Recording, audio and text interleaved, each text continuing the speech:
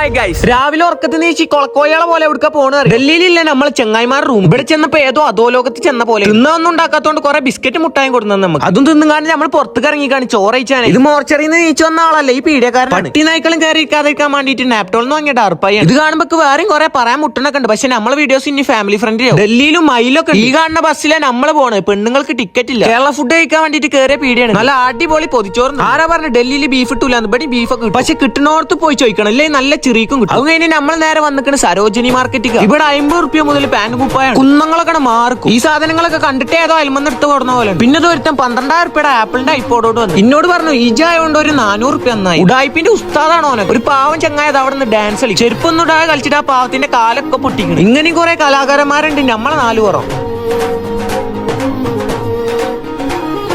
ഇവിടെ എപ്പോഴും മുസ്ലിം ഹിന്ദു പ്രശ്നം നല്ലോ നടക്കുന്നുണ്ട് ഒരു അനുഭവം ഉണ്ടായിക്കൊണ്ട് അത് പറഞ്ഞു കഴിഞ്ഞാൽ നീ ചിലപ്പോൾ ഒക്കെപ്പാട് എന്റെ നെന്നത്ത് വരും വെജ് എനിക്ക് രാത്രി പുറത്ത് ഇറങ്ങി നല്ലൊരു ഫിൽറ്റർ കോഫിയും കുടിച്ചു അവിടുത്തെ തണുപ്പ് എന്നൊക്കെ പറഞ്ഞാലേ സഹിക്കാൻ പറ്റാത്ത തണുപ്പ് വണ്ടി ഇല്ലാതെ നടക്കൂല ആ വണ്ടി കയറി നമ്മൾ നേരെ പബ്ബുക്കും പോയി ബാക്കി നാളെ